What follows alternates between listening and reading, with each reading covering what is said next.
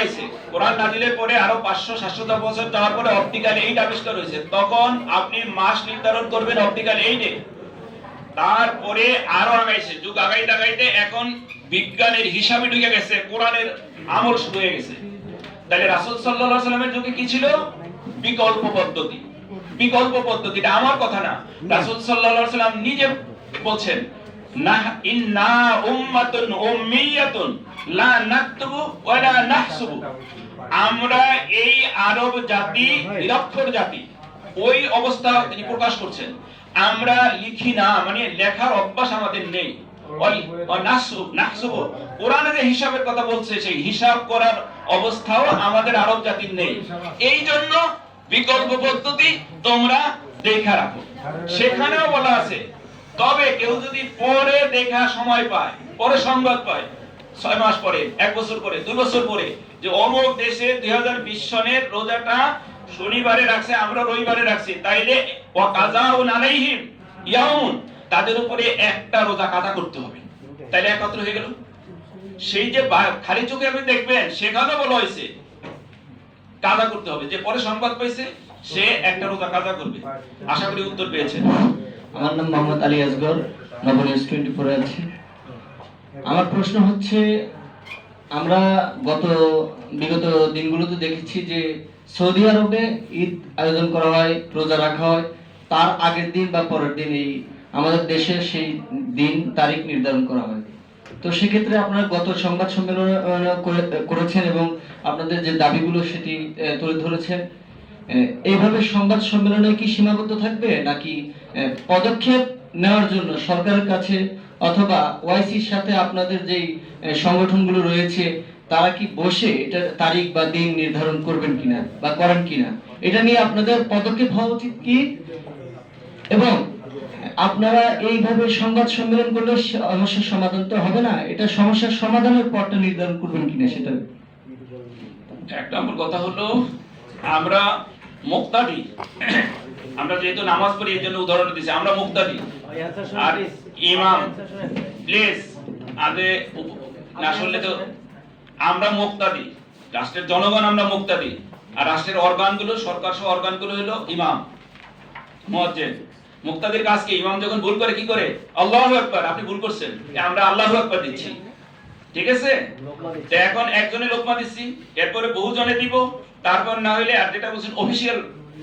অফিশিয়ালটা হলো, আমরা 1908 সালে প্রথম মঈনু আহমদের কাছে সরাসরি অফিশিয়ালি এই চিঠি দিয়েছি। আমাদের কাছে আপনার রিসিভ কপি আছে। মঈনু আহমেদ সেটা সাড়া দিয়েছিলেন। উনি হয়তো আর 1 মাস স্টে করলে সে সময় সমাধান হয়ে যেত। উনি সরাসরি সমাধানের জন্য লিখছিলেন, হঠাৎ করে চলে গেলেন। এরপরে পরবর্তী সরকারের আমলে আমরা শুরু করেছি, করতে করতে শেষ 2016 সালে প্রাইম মিনিস্টারের সাথে সাক্ষাৎ করেছি। প্রাইম মিনিস্টারের নির্দেশে ইসলামী ফাউন্ডেশন আমাদেরকে লিখিত চিঠি দিয়েছে। এরপর সেই 2017 সালের 19 জানুয়ারি 2 ফেব্রুয়ারি ইসলামী ফাউন্ডেশনের আলোচনা হয়েছে। আলোচনা এন্ড লাইনে চলে গেছে। সেখানে সিদ্ধান্ত হয়েছিল, আমরাই প্রস্তাবনা দিয়েছি উভয় পক্ষ থেকে, আপনি ফরেন থেকে, মধ্যপ্রাচ্য থেকে 3 জন, অন্যান্য মুসলিম কান্ট্রি থেকে আরো 3 জন, 4 জন গ্রান্ড মুফতি নিয়ে আসেন। আনার পরে আমরা 5 জন থাকবো, তারা 5 জন থাকবে। এরপর আলোচনা হবে, আমরা সবাই ত্রিপক্ষীয় মিলে যে সিদ্ধান্ত হবে, দ্যাটস ফাইনাল। ওই অবস্থায় যিনি আলোচনার সভাপতি ছিলেন, তদানীন্তন ধর্ম প্রতিমন্ত্রী শেখ মোহাম্মদ আব্দুল্লাহ, উনি ইন্তেকাল করলেন। এরপরে কোভিড-19, তারপরে আপনার রাজনৈতিক বিশৃঙ্খলা ইত্যাদি কারণে ওই জায়গায় অসমাপ্ত অবস্থায় আছে। এই আমাদের প্রেস রিলিজে লেখা আছে, আপনারা হয়তো একটু দৃষ্টি দিবেন প্লিজ, এই সব লেখা আছে। তো আমরা যে বসে আছি শুধু প্রেস কনফারেন্স করছি এমনটাই না। আর আমরা শুধু প্রেস কনফারেন্স করলেও এটা দোষের কিছু না, কারণ আমাদের কাজটা হলো মুক্তাদি, আমরা আল্লাহু আকবার বলবো।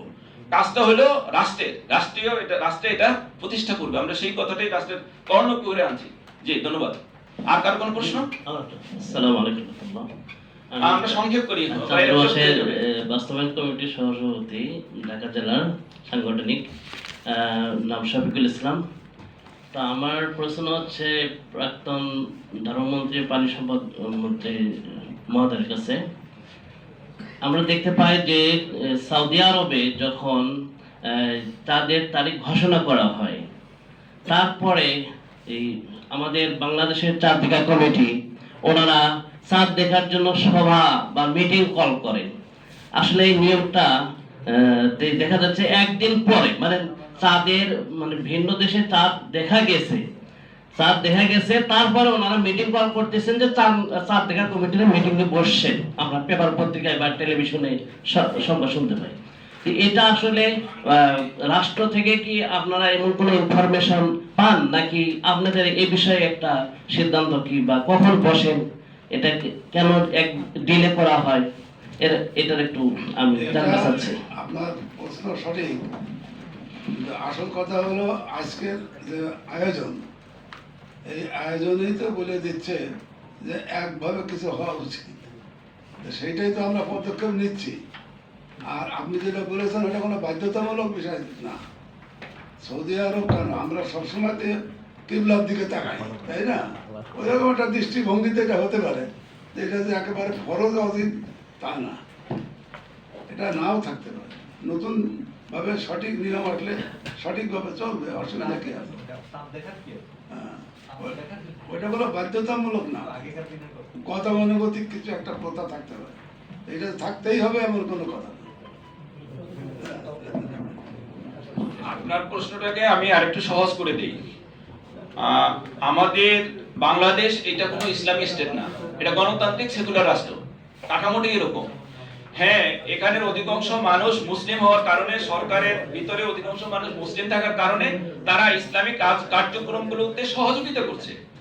তো যে বিষয়টা আজকে আমরা ভয়েস রেজ করছি, আজকে বলছি, এইটা স্যার যখন ধর্ম মন্ত্রণালয়ের দায়িত্বে ছিলেন সেই 80-র দশকে, তখন এটা নিয়ে কেউ ভয়েস রেজ করছে বলে আমার জানা নাই। সর্বপ্রথম এটা নিয়ে কনফারেন্স হয়েছে 86 সালে, আমার জানা মতে হয়নি 86 সালে, তাও ছোট আকারে, কিন্তু আমলটা হয়েছে। আমল 200-250 বছর আগে বাংলাদেশের বহু জায়গায় আমল হয়েছে, কিন্তু এইভাবে ব্যাপকভাবে কেউ সংগঠিতভাবে বলে নাই, বিধায় এটা হয় নাই। যখন আমরা বলা শুরু করছি, রাষ্ট্র উদ্যোগ নিয়েছিল 17 সালে, এটা সমাধান হয়ে যেত, কিন্তু হয়নি। ইনশাআল্লাহ সেই অসমাপ্ত কাজটা আমরা সরকারে আহ্বান করছি, অতি শীঘ্রই সমাধান করার জন্য হয়ে যাবে ইনশাআল্লাহ। জি, সকলকে ধন্যবাদ। বিশেষ করে আমাদের সাংবাদিক ভাইয়েরা আমাদেরকে সঙ্গ দিয়ে সহযোগিতা করে আমাদের অনুষ্ঠানকে সফল করার জন্য আপনাদেরকে অত্যন্ত আন্তরিকভাবে ধন্যবাদ। জি, আসসালামু আলাইকুম ওয়া রাহমাতুল্লাহ।